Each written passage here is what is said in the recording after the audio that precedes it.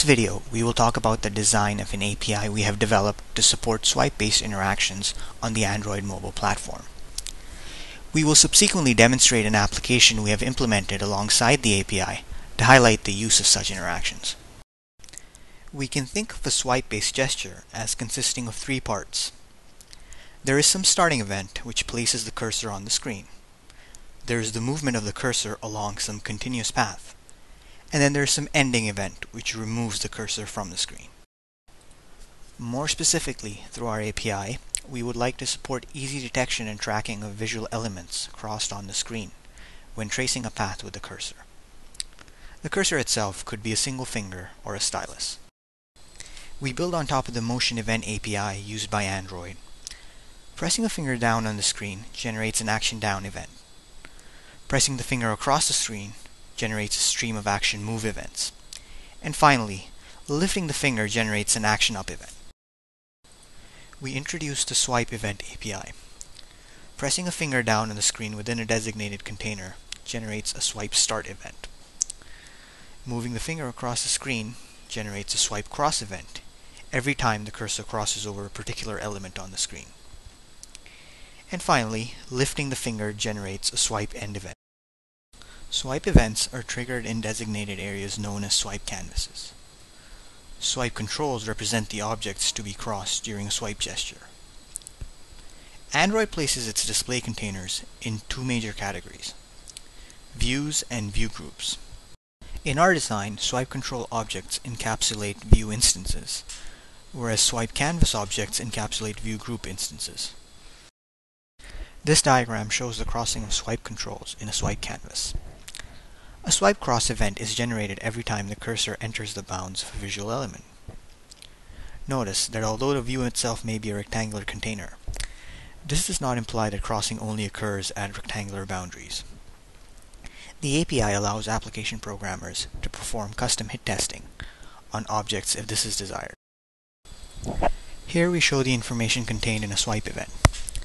A timestamp indicates when the event occurred. The action type indicates the type of swipe event. The XY position is the location at which the event occurred. Also included is a list of the last n swipe controls crossed, and a list of all the unique swipe controls crossed during the gestures thus far. Finally, if a particular swipe control is in contact with the cursor at the moment the event is triggered, then it is also included. Now we will demonstrate ShapeBox, a custom application we have developed for highlighting the functionality offered by this API. We start by picking the selection tool from the tool panel. We then use the shape panel to drag multiple shapes onto the stage.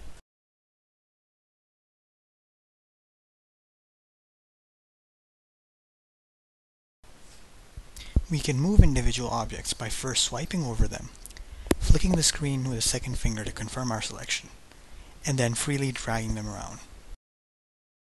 Delaying the selection confirmation until we move away from the object, we can add an offset.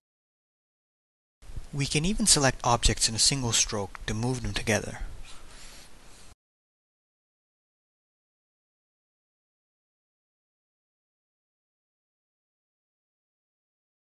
We can change the fill color of a shape by bringing up the color palette.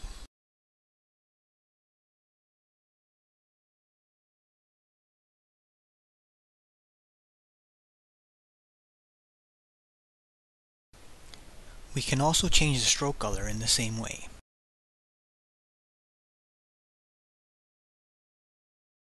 We can change the color of multiple objects at a time.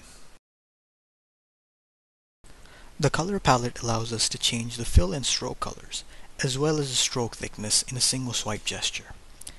The use of an offset cursor allows for more precise selection in the palette.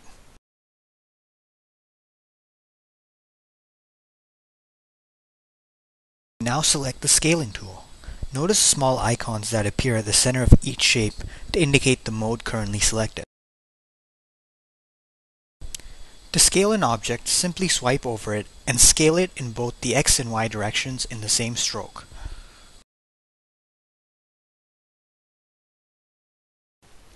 We now select the Rotate tool. We can use this to rotate a shape by 90 degrees in the clockwise direction.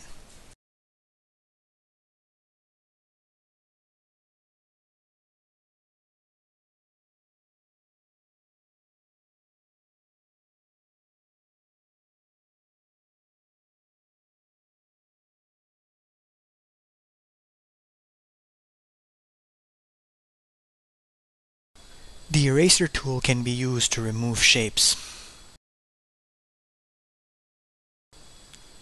It can also be used to remove multiple shapes at a time. The overlap order tool can be used to change the overlapping of shapes with one another.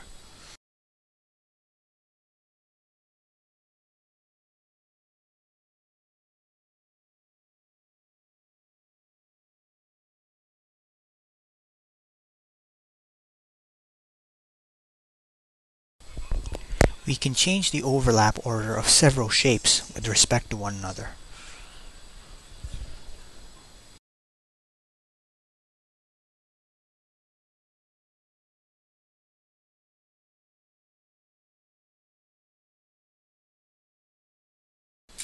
We can use the swatches in the panel at the top to change the background texture of the stage.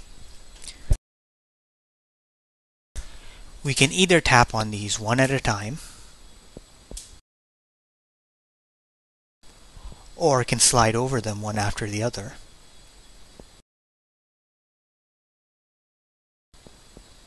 or swipe them starting from outside the screen.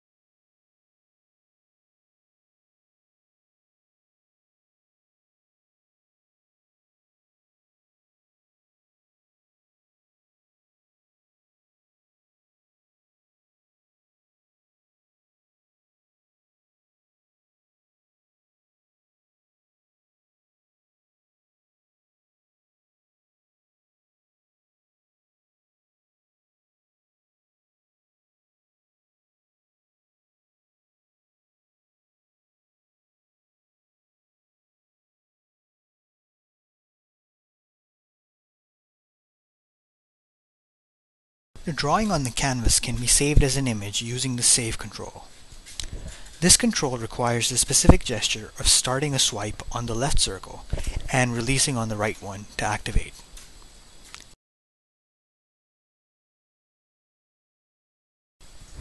The image is saved to the Pictures directory of the device.